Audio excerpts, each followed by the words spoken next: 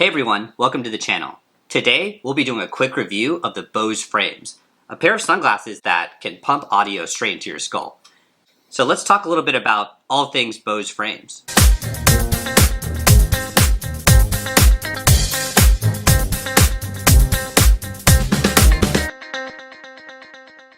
Let's start off with price. There are 3 models out right now, 2 of them that retail for about $250 and another pair that retails for about $200.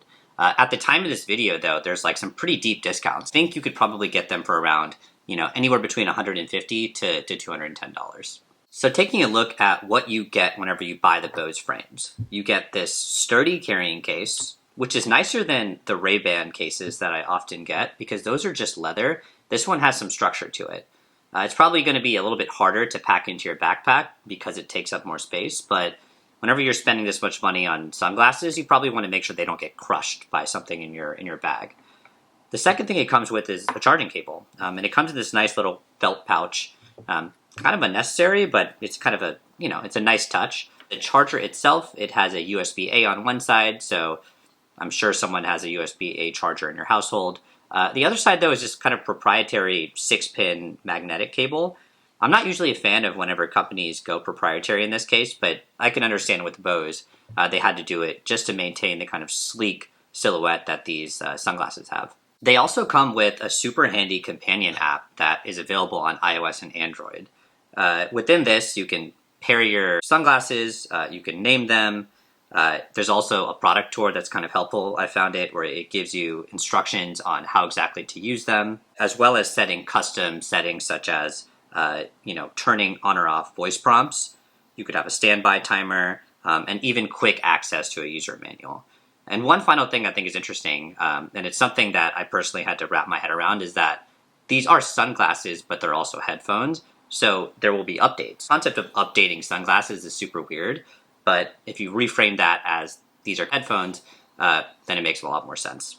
One of the first things you'll notice about the Bose Frames, and I think this depends on your exact taste in sunglasses, is that they actually don't look that bad. Like if you check these out right here, comparing them to some of the other smart, quote unquote smart sunglasses you see out there, they look kind of nice. Bose Frames are definitely not Google glasses, right? Like I think that they're subtle enough where they are sunglasses. There's probably a few giveaways. Most importantly, the side right here is just like a little bit on the chunkier side, right? They have to house all of that technology within the actual glasses themselves, so they're going to be a little bit thicker. But once you put them on, really, I think if you're used to wearing these styles of sunglasses, it's really not that bad at all. On a side note, these sunglasses are not bad objectively as sunglasses. They're not polarized frames, although I think you might be able to customize these with either prescription or polarization if you go directly to the Bose website, but they do a really good job of like blocking sunlight. So after the aesthetics, which of course are important for any pair of sunglasses, I would imagine if you're going to pick these up, it's all about the sound. What do these sound like? Happy to report that these actually sound pretty decent, and they get pretty loud.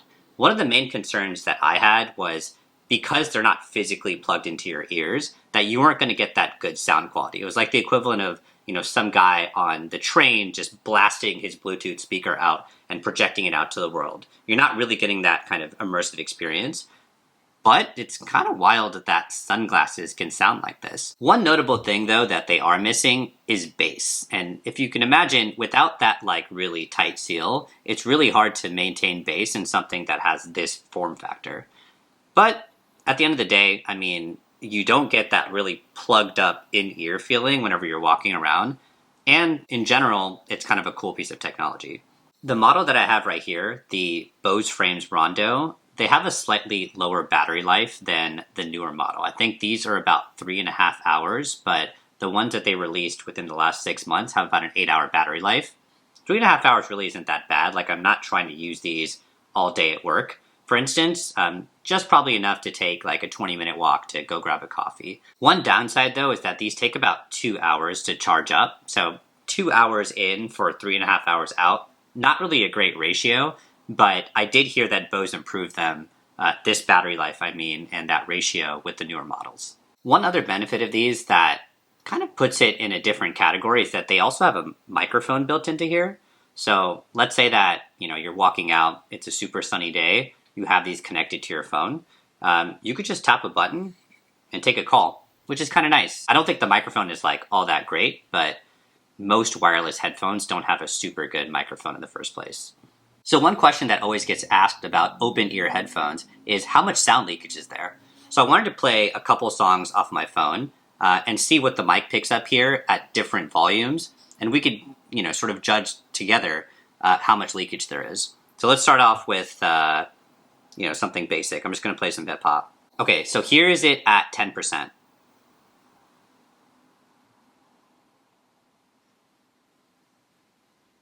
Now I can hear it pretty well. I'm going to slowly start jacking it up all the way to 100%.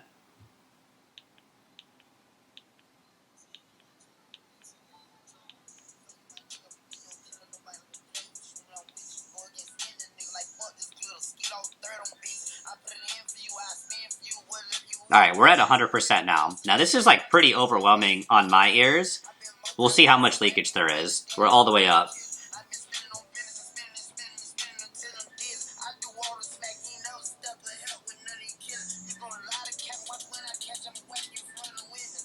So taking a quick look at that audio footage just now, clearly at 100%, this mic picked it up pretty loudly. If you're on the street though, because of other, cars, people running by and stuff, I'm not sure it would be so obvious, but in a reasonably controlled environment like this, yeah, I probably wouldn't be in a library and try to blast these at 100%. They're not AirPod Pros, for instance. They're not going to seal it in. So overall, I'd say they're pretty good headphones. I mean, when it comes to the price point, of course, you're not going to be getting $150 worth of sound, right? For instance, if you just wanted straight headphones, go and buy the AirPod Pros. But if you already own AirPod Pros, like a lot of us do, and you wanted a pair of sunglasses maybe that you can kind of just slip in your pocket, use as sunglasses objectively, and then on occasion take a phone call with them, or just listen to them without having that kind of probing feeling in your ear, these might be worth a pickup. Yeah, let me know in the comments if you own any Bose Frames and if you'd recommend them. I've only owned them for a couple of weeks, so I could do a follow-up review a little bit later on. But first impressions, not bad at all. I mean, they're not AirPod Pros, and they're not Ray-Ban sunglasses in terms of looks, but they're about maybe 70% of each for a pretty reasonable price point. So it's up to you if you want to sacrifice a little bit on the headphone angle and sacrifice a little bit on the sunglass aesthetic angle in order to get something pretty convenient that you could walk around town with, blocks out UV light, take phone calls, and listen to music that has slightly less bass than you'd want. So that's it for today. Feel free to like and subscribe. I'm going to try to continue to do reviews of all the new tech gadgets that I have, as well as try to experiment with all different types of content. So until next time, see you around. Thank you.